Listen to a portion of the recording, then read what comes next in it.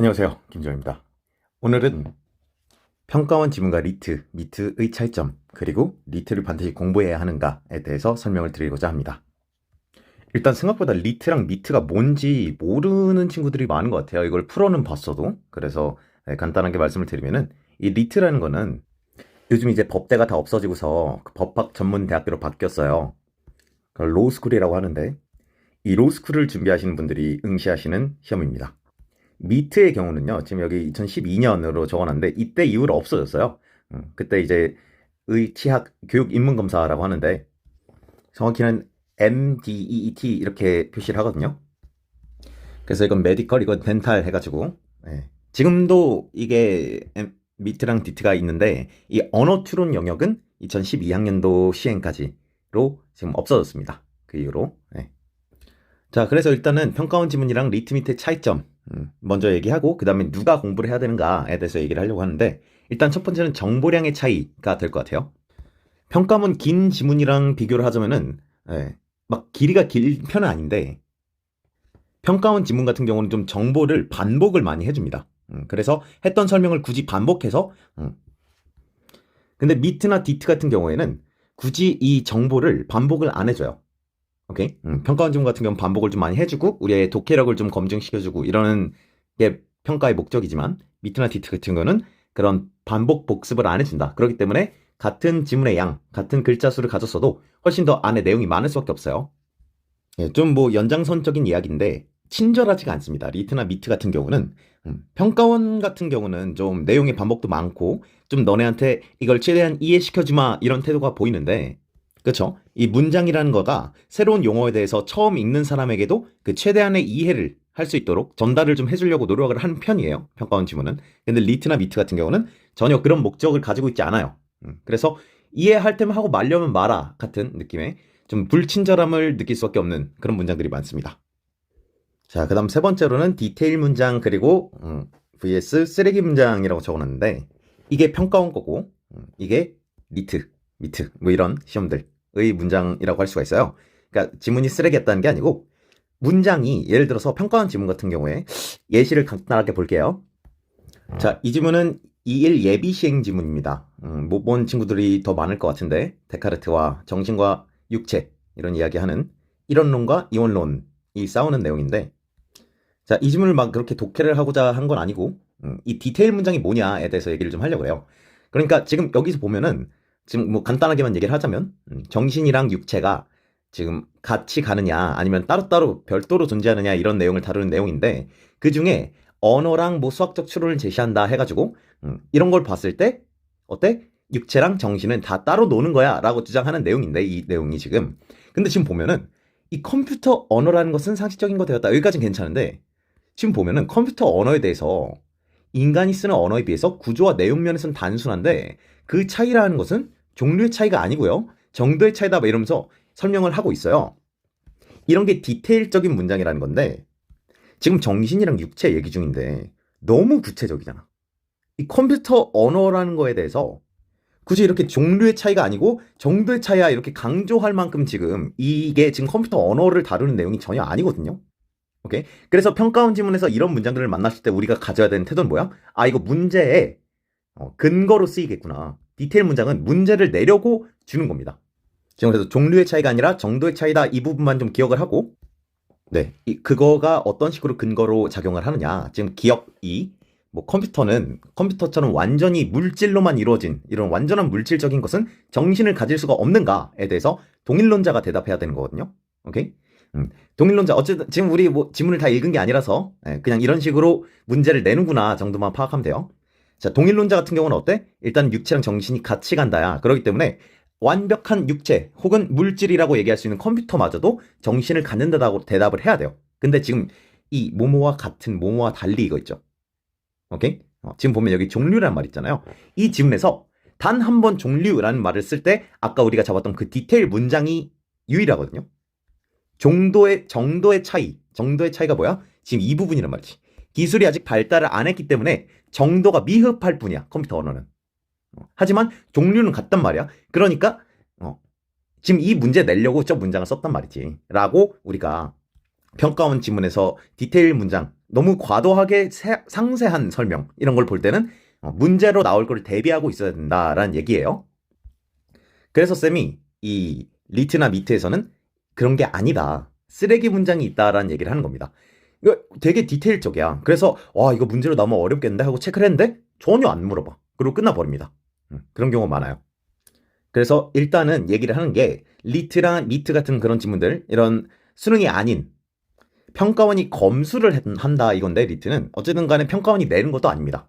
그래서 이런 지문들은 일단 이 3번이 제일 중요할 텐데 이걸 감안해야 돼요. 오케이? 이 지문을 평가원을 대하는 식으로 하면은 시간은 오래 걸리는데 정작 문제는 그런 데서 안 나와. 그래서 네. 이거 시간이 너무 오래 걸리는데 내가 독해가 부족한 거냐? 그런 느낌보다는 사실은 좀 시험에 이 취지가 다르고 그리고 디테일 문장 같은 거를 문제로 녹여내지 않는다. 그냥 버려지는 문장들도 많다. 네, 이런 얘기입니다. 그래서 쌤이 얘기하는 거는 한 2등급 선 아니면 굳이 건들 필요 없다라는 생각이 들어요.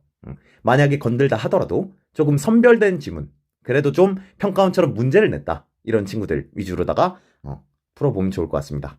쌤이 영상 후반부에 쌤이 좀 선별을 해서 이런 거 좀 풀어봐라 하고 리스트를 좀 몇 개 드릴게요. 이 문제를 아마 본 친구들이 많을 것 같아요. 썸네일에도 이 문제를, 이 그림, 이걸 확대해가지고 넣어놨는데, 이게 그나마 좀, 다른 선생님들께서도 교재에서 종종 사용하시는 미트 지문이거든요. 이 문제 그림 때문에 익숙해가지고 들어온 친구들 분명히 있을 것 같아요. 혹시 먼저 이 지문 해설 듣기 전에 지문을 풀어보고 싶다 하는 친구들은요, 쌤이 바로 여기 게시물 댓글에다가 링크를 달아 놓을 테니까 이 지문 파일을 다운받아서 풀어보시고 다시 들어보시면 참 좋을 것 같아요. 어디까지 내가 고민을 해야 되고, 이런 지문들, 이런 어려운 지문과 문제들을 만났을 때 무슨 고민을 해야 되고, 어떻게 해야 나에게 실력적인 도움이 될까, 이런 거를 판단해 보는데 도움이 될 것 같습니다. 자, 어쨌든 독해를 한번 해보도록 하겠습니다. 그러니까 결국은 이런 언어 추론 같은 영역을 다룬다. 뭐 언어 이해 리트라든가 미트 같은 걸 만약에 푼다 하면요. 문제를 막 시간 안에 뭐 예를 들어 3문제, 4문제가 다니까 얘네들은 이거를 막 시간 안에 막 8분 안에 다 맞춰야지 이런 건요. 별로 도움이 안 됩니다.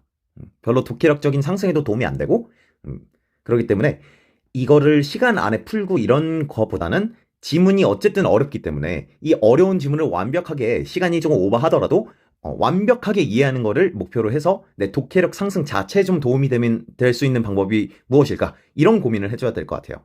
그래서 쌤은 이 지문을 한번 완벽하게 뜯어보자 이런 얘기예요. 자, 한번 보도록 합시다. 자, 디지털 사진에 특정 식별자, 곧 워터마크를 숨겨서 삽입한 것을 디지털 워터마킹이라고 한다면서 디지털 워터마킹에 대한 정의를 주고 있습니다. 자, 쌤이 이제 계속 올리는 영상에서 수능 전까지 강조할 건데 이런 같은 말 처리를 잘 해줘야 돼요. 자, 특정 식별자가 이 지문에선 앞으로 워터마크라는 거, 이거를 잡고서 자, 중요한 게 뭐냐, 이렇게 같은 말 처리하고 끝내는 게 아니라 반드시 지문 안에서 복습을 해줘야 됩니다. 오케이?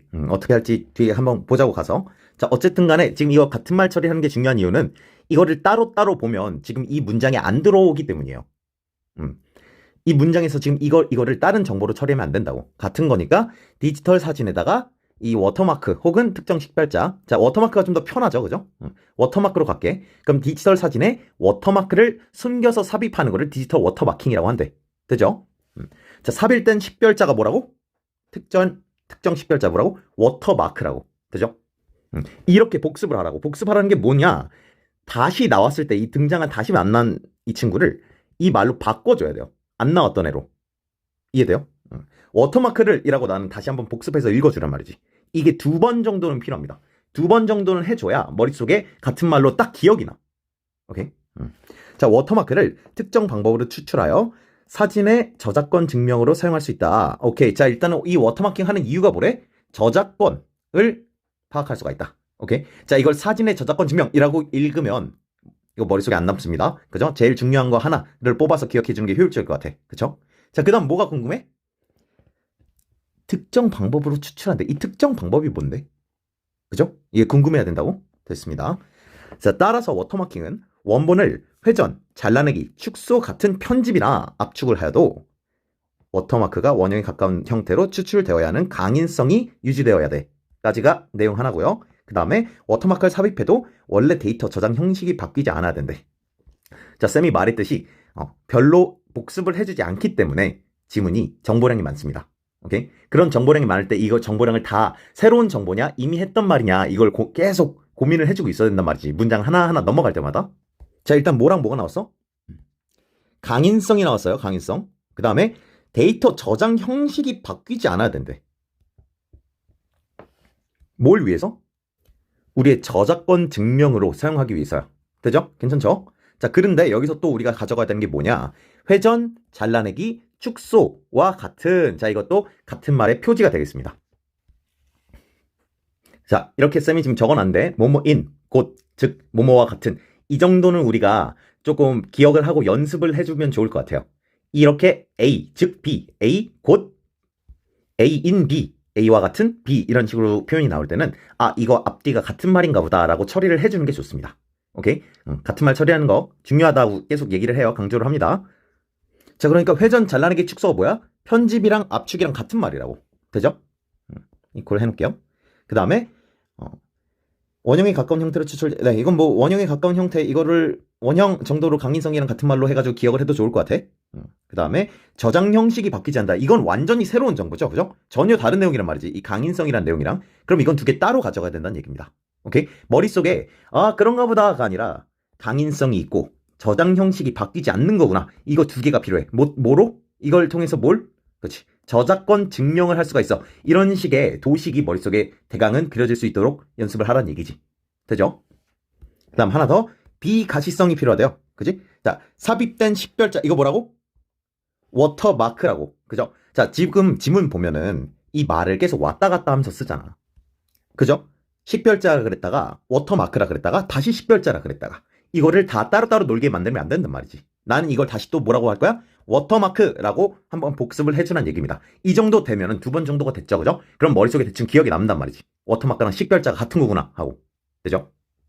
좋았어. 그래서 세 가지, 강인성, 데이터 저장 형식 보존, 그 다음에 비가시성, 이렇게 세 가지에 대한 내용이 나온 거죠. 자, 다음 내용 갑니다. 자, 이쯤에서 첫 문단밖에 안 했는데도 선생님 이게 이렇게까지 열심히 뜯어가지고 머릿속에 기억을 해야 됩니까? 라는 의문이 생길 수가 있는데, 그래서 얘기했지만 이건 연습이다라는 생각을 해주는 게 좋을 것 같아요. 정보량이 농축돼서 들어가 있기 때문에 그걸 연습하면서 머릿속에 각각의 정보를 새로운 정보와 이미 나왔던 정보로 나눠서 기억하는 연습을 계속 해주자. 어려운 지문으로. 이런 취지로 공부를 해주는 게 좋을 것 같습니다. 자, 갈게요. 이 문단. 디지털 사진의 데이터는 가로, 세로의 격자 모양으로 배열된 화서의 밝기값으로 표현된다. 자, 격자 모양 대충 저런 거죠, 그죠? 화서의 밝기값으로 표현된다 그랬는데, 자, 화소가 좀 궁금할 수가 있어. 화소가 뭐지? 하고 이런 태도 필요합니다.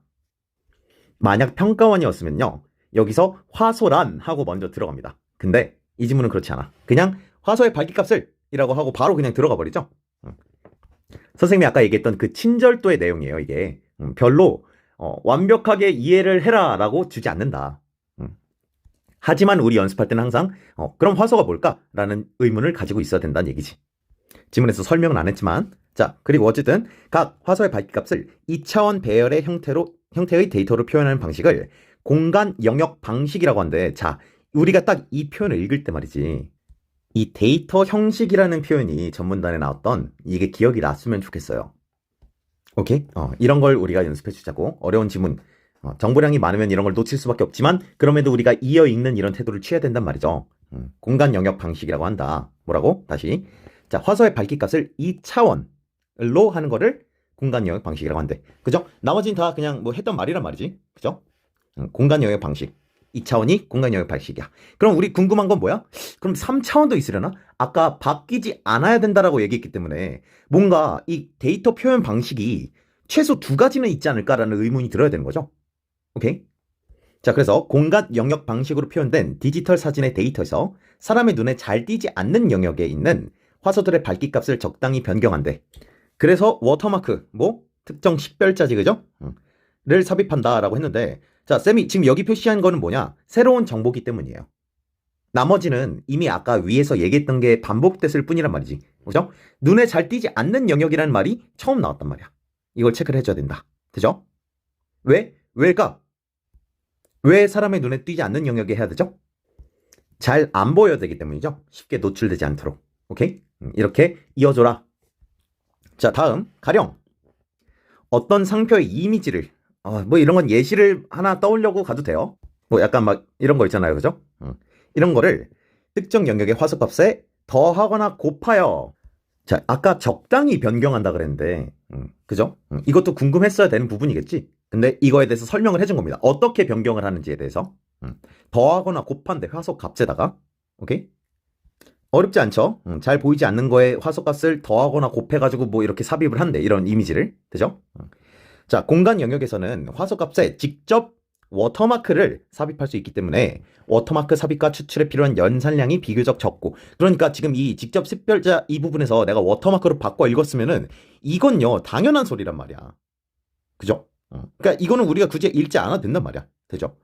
필요한 연산량이 적어. 오케이. 자, 적다 이런 표현 나왔을 땐 아래 화살표 이런 거 해주면 좋을 것 같고요. 식별자의 삽입을 빠르게 처리할 수 있어. 뭐 시간이 적게 걸리니까 당연히 빠를 수 있겠지. 그죠? 자, 그러나 이렇게 삽입된 워터마크는, 자, 지금 이거 장점이야. 그죠? 연산량이 적어. 그래서 빨라. 그죠? 근데 단점이 나오나 봐. 그죠? 특정 영역에 한정돼. 왜? 이게 뭐니까? 눈에 띄지 않는 영역으로 했으니까 특정 영역에 한정됐겠지. 됐죠? 기록되어 있기 때문에 잘라내기. 그치? 이 눈에 띄지 않는 부분을 사진에서 잘라버리면, 오케이? 사진이 이만큼 돼 있는데 이거를 싹 하고 잘라버리면 이게 사라져버릴 수가 있잖아. 그쵸? 영상 처리 또는 정보의 손실이 발생하는 데이터 압축에 의해서 쉽게 훼손되는 단점이 있다. 이때도 우리는 아까 우리의 압축이라는 말 읽었었는데 하고서 한번 이렇게 눈을 싹짝 위로 올려서 복습을 해주는 게 필요했겠죠. 자, 그래서 정리하면 일단은 공간 영역 방식이라는 게 있는데, 그지? 이거 장점은 직접 할 수가 있어서 되게 빨라. 대신에 잘라내기 같은 거에 취약하다. 그래서 우리가 아까 기대했던 이 새로운 영역이 나오는 거예요. 새로운 정보를 이 데이터로 표현하는 방식 있죠, 그죠? 이게 두 번째 방식이 나와야 된다는 거지. 자, 그리고 중요한데 이러한 문제점, 이렇게 지시적인 표현, 이런 거 있죠, 그죠? 이런 거 나올 때는요 한번 받아가야 됩니다. 이런 문제점이 뭐였지? 하고. 뭐였어? 그죠? 잘라내기 같은 거에 취약하다 이거잖아. 그죠? 왜? 특정 영역에만 한정돼 있으니까. 그럼 주파수 영역은 일단 우리가 뒤에 내용 읽기 전부터 뭘 알 수 있어? 이거는 특정 영역에 한정되는 게 아닌 거예요. 아마 그러니까 사진이 이렇게 있으면은 전반적으로 뿌려지는 거 아닌가라는 생각이 들겠지. 괜찮아요? 그죠? 자, 그 다음 문장.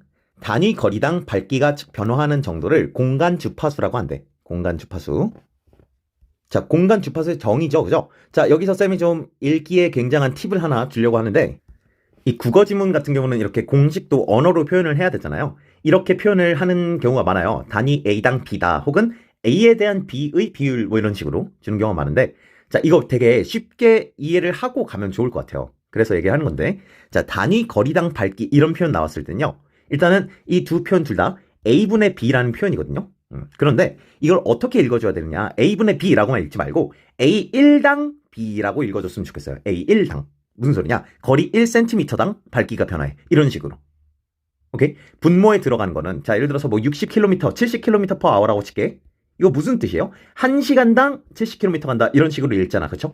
마찬가지라고. 적어도 단위 거리당, 거리 1당 밝기가 변화하는 정도라고 읽으면은 이 공간 주파수가 대충 어떤 느낌인지 더 와닿는단 말이지.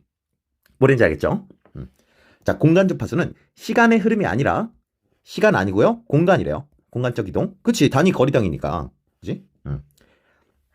진동의 전도를 나타낸다. 네, 진동? 진동이 뭐지? 이 밝기가 변하는 걸 진동이라 그러나? 물음표 하나 한번 생각해 놓으면 좋을 것 같고. 그 다음, 디지털 사진에서 특정 방향으로 명암 변화가 자주 일어나면 공간 주파수가 높대. 오케이?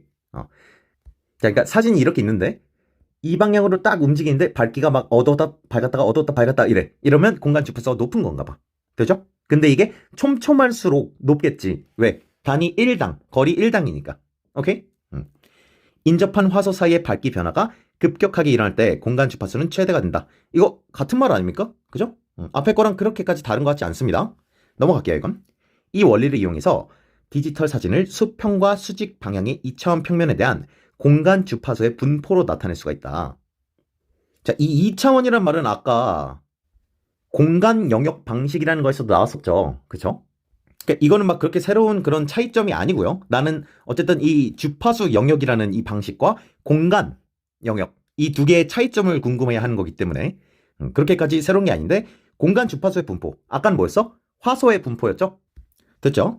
자, 이때 2차원으로 배열되는 공간의 공간 주파수를 의 2차원적 분포. 방금 아까 얘기한 그 분포요. 이거 새로운 거 아닙니다. 공간 주파수 스펙트럼이라고 한대. 네, 여기서 막 이렇게 하고 와닿는 건 웃긴 거고. 방금 아까 설명한 게 공간 주파수 스펙트럼이구나 정도로 그냥 파악하면 될 것 같습니다. 그러니까 공간 주파수 분포라는 게 뭐 지금 뭐 단위 1당 뭐 이렇게 아마 뭐 화소가 이렇게 인접해 있을 거 아닙니까? 그죠? 여기서 이 변화를 갖다가 10, 20 뭐 이런 식으로 적는 건지 뭔지 정확하게 모르겠죠. 그죠? 예시가 없기 때문에 딱 이 정도의 두루뭉술한 이해가 이 지문에서 우리가 할 수 있는 최대치인 것 같아요.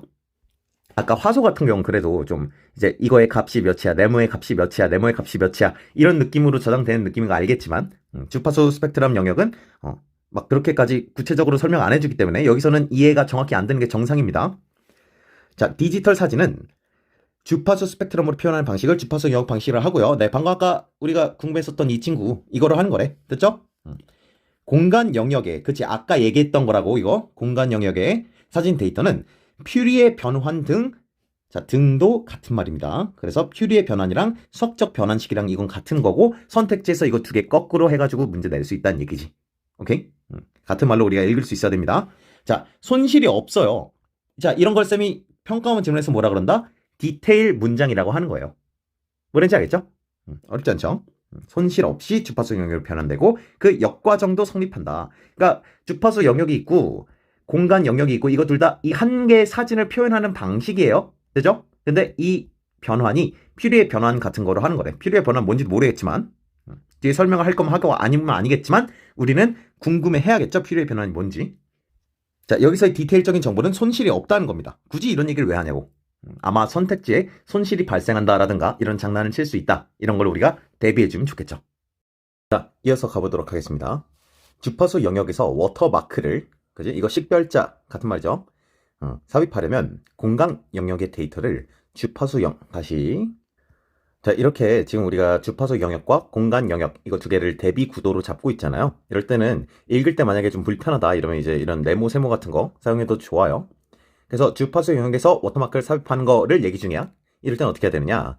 공간 영역의 데이터를 주파수 영역으로 변환한 다음에, 자, 이런 표현이 중요한데 이렇게 순서적인 거 나오는 거, 기술 지문에서 순서적인 표현이 나올 때는 꼭 넘버링을 해주시든가 최소한 머릿속으로 기억을 해주셔야 돼요. 근데 보통 머릿속으로 기억하기가 쉽지 않아. 그러니까 웬만하면 1, 2, 3 이런 표시를 사용해 주시는 게 좋습니다.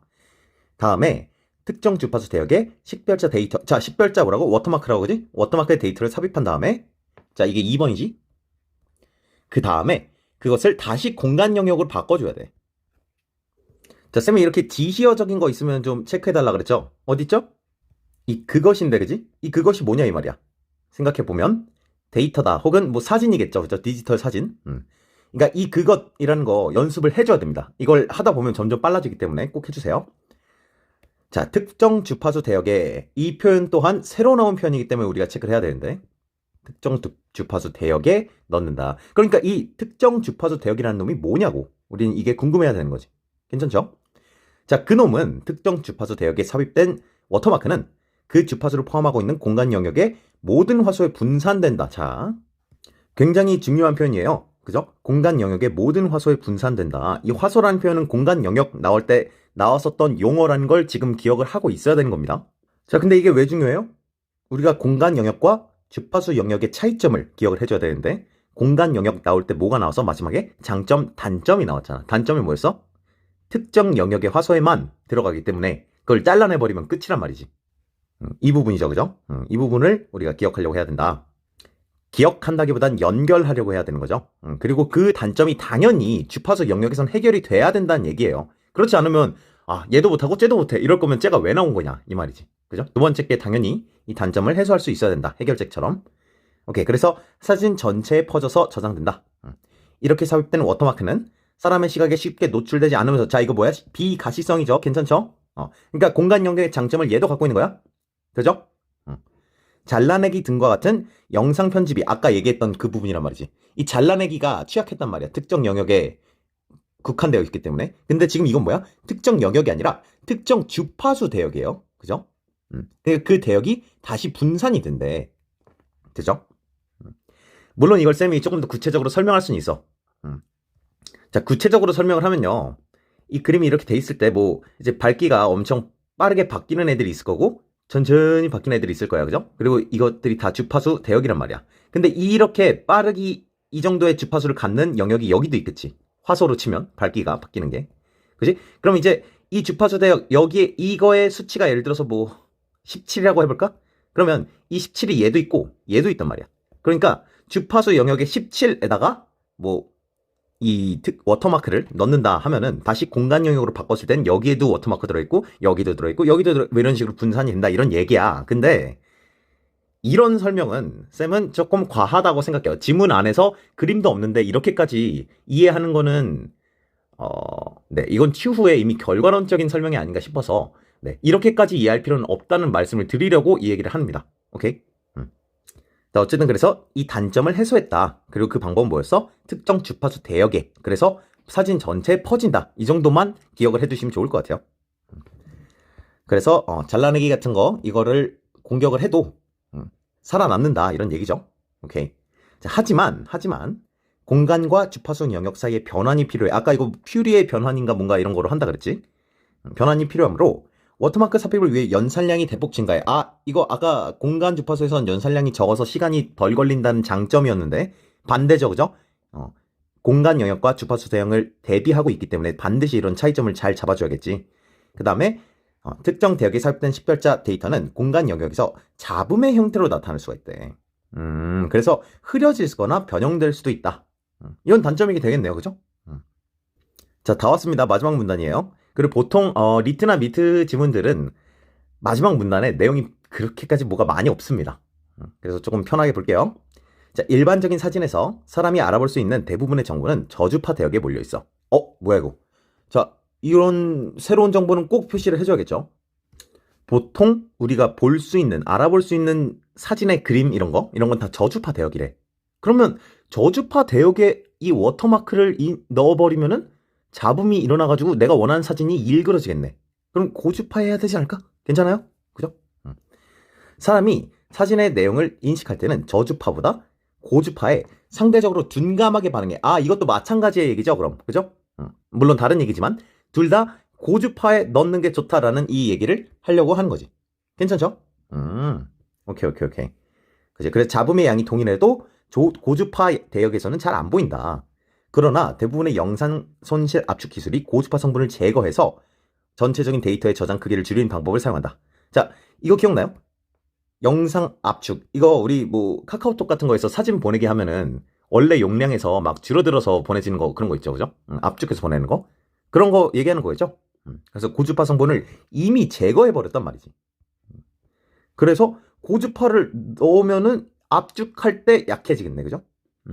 압축에 이 데이터 잘라내기랑 압축은 또 다른 거죠, 그죠? 아까 잘라내기에서는 좀 살아남을 편인데 압축을 해버릴 때 고주파에 넣는다면 그건 또 문제가 된다 이 말이야. 저주파에 넣으면 뭐가 문제가 돼? 잡음이 문제가 되고. 무슨 얘기인지 알겠죠? 그럼 어떡하라는 거야? 그죠? 취약해진다. 당연하죠. 주파수 영역에서 워터마크는 압축에 대해 가능성이 유지돼야 돼. 그치? 그래서 중간 대역을 어쩔 수 없이 택한다 이런 얘기네. 그지? 압축이 없었으면 고주파에 하면 제일 좋은데 압축을 할 수도 있으니까 중간 대역 정도, 고주파도 아니고 저주파도 아니고 중간 대역 정도의 주파수 쪽에다가 삽입을 한다 이런 얘기인 것 같아요. 네, 여기까지가 지문에 대한 해설이고 문제를 다 볼 건 아니고요. 문제가 좀 이런 식으로 어렵게 나온다 이런 것만 좀 구경을 하려고 하는데 이게 마지막 문제예요. 그리고 보통 이 그림을 분명히 본 친구들이 꽤 있을 거라고 생각합니다. 그러니까 이 그림을 보고서 어디가 고주파고 어디가 저주파고 그러니까 어디가 중간 주파수 대역인지 그거를 판단해달라라는 나름 심도 있는 문제가 되겠어요. 어려운 문제가 되겠지. 그죠? 그러니까 이 고주파 저주파 이런 거를 아예 이해를 못했다면 돌아갔어야 되는 거예요. 자, 다시 이 주파수 대역. 자, 그러니까 이 문제를 딱 보자마자 하고서 이해하는 거는 뭐 잘했고 만약 그렇게 된다면 근데 보통 그렇게 안 될 거기 때문에 어디로 돌아가야 되지?를 바로 판단을 해야 됩니다. 지금 선택지 보면 다 주파수 대역 물어보고 있기 때문에 일단은 아까 그 주파수 영역 그 내용 쪽으로 가야 돼. 거기 정의가 뭐였지? 주파수의 정의가 뭐였지? 를 생각을 했어야 된다. 오케이. 그래서 바로 이 부분으로 돌아갈 줄 알아야 된다 이거예요. 지문의 내용을 최대한 기억하는 게 당연히 우리가 돕게 공부할 때는 중요하지만 어떻게 문제 푸는데 기억이 안 나는데 안 날 때 돌아갈 줄 알아야 된다는 얘기입니다. 어디로 돌아가야 되지 바로 판단하고 바로 돌아갈 줄 알아야 돼요. 이렇게 리트 문제나 미트 문제 풀 때는 좀 접근을 해주는 게 좋습니다. 정보량이 많다 보니 기억이 안 날 가능성이 높기 때문에. 오케이? 자, 그래서 주파수의 정의를 체크해 보니까 단위 거리당, 그지? 1 거리 갈 때 밝기가 얼마나 변화했는가 이 내용이었고, 그 다음에 추가적인 설명이 명암 변화가 자주 일어나면 고주파다라는 설명이 있었죠. 오케이? 그러고 나서 이 그림을 보면은 지금 보면 여긴 지금 명암 변화가 거의 없다고 볼 수 있겠죠, 그죠? 그거에 비해서 지금 여기서 보면은 하얀색, 검은색 난리가 났잖아, 그죠? 그러니까 아무래도 B가 고주파겠네. 그리고 C는 저주파겠네. 그러니까 어쩔 수 없이 A는 뭐예요? 중간 대역 정도 되겠구만 이라고 판단을 해주는 게 괜찮겠다 이런 얘기죠. 자, 사람들이 원하는 정보는 대부분 어디에 있다 그랬죠? 저주파에 있다 그랬죠, 그죠? 그래서 원래 고주파에 하는 게 좋은데 고주파에 하면 뭐가 문제야? 압축할 때 문제야. 그래서 중간 대역에 삽입한다 이런 얘기를 했었어. 되죠? 자, 그래서 중간 대역에 삽입을 한다면 A가 뭐야? A는 중이에요. B는 뭐야? B는 고주파죠. 그러니까 지금 A, B, C가 뭔지 정확하게 판단을 못하면 이 문제는 아예 풀지도 못하는 거죠. 자, 그리고 이것도 이제 비가시성이 낮다 이러면서 좀 약간 이중으로 써 있는 거기 때문에 이런 것도 판단을 좀 잘해줘야 돼요. 자, 이렇게 마이너스 하면 플러스다 이런 식으로 읽어도 좋습니다. 그러면 가시성이 높다 이렇게 읽어줘도 좋아요. 잘 보인다 이렇게. 자, 고주파에서 워터마크도 잘 보인다고? 아니지. 고주파에서 제일 안 보인다 그랬잖아. 그죠? 자, 이것도 어려운 선택지인데 고주파 성분을 많이 포함하는 워터마크라는 걸 이해해서 푸는 방법이 있겠고, 아니면은 이런 얘기는 한 적이 없는데? 라고 해서 살짝 잘라버릴 수 있는 그런 방법이 있겠는데, 수능에서는 두 번째 얘기한 그런 방법 정도로 취해줘도 괜찮을 것 같아요. 근데 일단은 우린 읽었으니까 좀 이해를 해보려고 한다면 고주파 성분이 뭐라고? 단위 거리 1cm당 많이 바뀌는 거. 이렇게 머리카락처럼, 그죠? 그러니까 그런 워터마크는 당연히 좀 밝기가 왔다 갔다 하는 워터마크란 말이지. 그죠? 그게 여기 딱 들어가면 어떻게 돼? 무슨 문신처럼 보이겠죠? 잘. 비가시성이 높아질 리가 없지. 그죠? 자, 저주파 대역에 워터마크를 사용한 다음에 C를 제거했어. 저주파, 여기 그죠? 이걸 제거된 영상을 이용하면 워터마크 추출이 가능한가?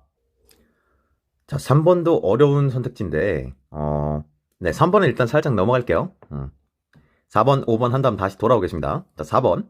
중간 주파수 A 부분이에요. 모자. 대역에 워터마크를 삽입해. 그러면 A보다는 C의 화소의 밝기값에 식별자 데이터. 자, 이거 뭐라고? 워터마크라고, 그죠? 워터마크가 많이 저장이 되느냐? 아니, 당연히 A에 저장이 많이 되겠지, 그지? A에다가 저장하는 거니까. 오케이. 자, 4번, 5번. 고주파 대역에 워터마크를 삽입했어. 그 다음에 손실 압축을 해. 오케이? 그러면은 B만을 이용하더라도 워터마크의 추출이 가능하다. 자, 이게 뭐예요? 이거? 고주파 대역을 한 다음에 이 압축이라는 말, 손실 압축이라는 말을 굳이 괜히 준 게 아니에요. 그죠? 손실 압축을 할 때 어떻게 된다고? 보통 고주파 대역을 다 날려버린단 말이지. 그래서 취약하다. 그래서 우리가 어쩔 수 없이 중간 대역을 택하는 편이다라는 얘기였단 말이지. 마지막 문단에서. 그죠? 그러니까 고주파 대역에 했을 때 손실 압축을 하면은 워터마크 추출이 어렵다라는 게 판단이 되겠지. 괜찮죠? 오케이. 자, 그래서 답이 3번일 텐데, 자, 이 3번이 어려운 이유가 제거됐다는데 가능합니까? 이런 생각을 하고, 그 다음에 이제 5문단, 마지막 문단 잠깐 가볼게요. 이 잘 읽은 친구들의 경우에도 이거를 근거로 해서 역으로 고주파를 제거하면 고주파 대역에 삽입된 거는 압축이 취약하니까. 그래서 5번이 아까 5번 선택지 근거였단 말이야, 얘가. 이거랑 똑같지 않나? 그럼 저주파 쪽에 넣은 다음에, 그죠? C를 제거했어. 그러면 아까 그 고주파 한 다음에 압축할 때 고주파가 싹 사라지는 것처럼 비슷한 거 아닌가? 라는 생각이 들 수가 있단 말이지. 네. 만약에 이쪽을 근거로 잡아가지고 3번을 고르기가 어려웠다면 그래도 좀 잘하고 있는 거예요. 근거를 더 찾으려고. 하지만 저쪽은 압축에 의한 고주파 손실이란 말이야. 그죠? 그래서 저쪽으로 가면 안 됩니다. 그래서 사실 저 3번 선택지는 뭐 쉽게 고른 친구도 있겠죠, 당연히. 근데 저주파나 중간 대역이나 고주파에 관계없이 일단 이 제거한다라는 표현을 잘라내기랑 같은 말로 처리를 했었으면 참 좋았겠지만 그게 어렵다 하더라도 남은 영역에 저장된 걸 통해서 복원이 가능하다. 왜? 전반적으로 모든 화소의 분산이 되잖아요. 그러니까 지금 보면은 여기만 저주파가 아니라 지금 이 C 네모만 잘라내도 여기 남은 팔뚝 있잖아요, 그죠? 여기도 저주파겠지. 그지? 변화가 없으니까. 여기 이 네모 조그맣게 이렇게 변화 없는 이 부분만 체크해 보면 여기도 저주파겠죠? 그래서 다른 부분에서도 워터마크를 추출할 수가 있기 때문에 3번이 가능하다 이런 얘기예요. 문제가 좀 어렵죠, 그렇죠? 선택지 하나하나가 막 되게 편하게 잘라지는 그런 문제가 아니에요, 그죠? 29번은 답 고르기 어렵지 않았을 것 같고요. 이건 답은 3번입니다. 넘어갈게요. 자, 그리고 30번도 어렵다 이 말이지. 혹시나 혹시 궁금하거나 풀어보고 싶은 친구들은 잠깐 화면을 멈추고라도 한번 풀어봤으면 좋겠어요.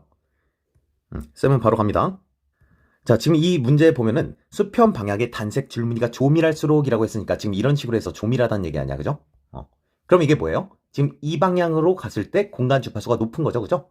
근데 지금 이게 수평 방향의 공간 주파수야. 이건 무슨 소리냐면요, 이 방향으로 간다는 얘기입니다. 그죠? 단위 거리당 밝기가 얼마나 변화했는가? 이게 공간 주파수의 정의인데 변화한 게 없죠? 그냥 계속 빨간색이나 검은색이나 뭐 쌤이 예시를 들었지만 어쨌든 하나의 색깔로 동일하단 말이지. 줄무늬니까 오른쪽으로 갈 땐, 그죠? 이렇게 갈 때 우다다다다 바뀌지만, 그래서 수직 방향이라고 하면 맞는 말인데 수평 방향에서는 낮게 측정되겠죠. 어렵죠, 그죠? 이건 직접 그림을 머릿속으로 상상해라 라는 문제였어요. 네, 이렇게 해서 리트 미트 진문을 어떻게 활용해야 되느냐라는 걸 간단하게 다시 한번 정리하자면은 일단 문제가 굉장히 어렵기 때문에 시간에 그렇게까지 구애받지 않았으면 좋겠다, 이걸 하는 친구들. 그리고 3등급 미만이라 하면은 굳이 이건 안 했으면 좋겠어요.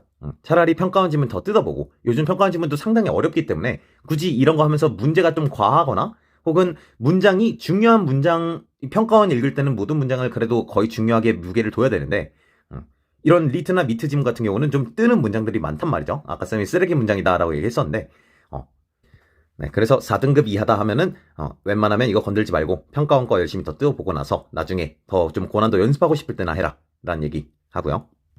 그 다음 문제가 과하게 어렵다 싶은데 좀 선별이 된 지문들 같은 경우는 그래도 좀 평가원이랑 난이도가 유사하다라고 싶어지는 지문들이 있어요. 네, 이거 이제 쌤이 이 유튜브에 무료로 이제 강의를 올리려고 하는 계획인데요. 수능 리트 미트 해서 네, 쌤이 아까 이 영상 말미에 좀 추천하는 영상들을 추천하는 지문들, 문제들 좀 난이도 괜찮거나 혹은 엄청 어렵거나 지금 이 7번 같은 경우는 굉장히 어렵습니다. 네, 어쨌든 이런 애들 같은 경우는 조금 그래도 공부해 볼 만하다. 네, 이런 애들이니까 굳이 내가 좀 선별된 리트 미트를 좀 풀어보고 싶다는 친구들은 이 친구들을 먼저 좀 풀어보면 좋을 것 같습니다. 여기까지 해서 영상 마무리하도록 하겠습니다.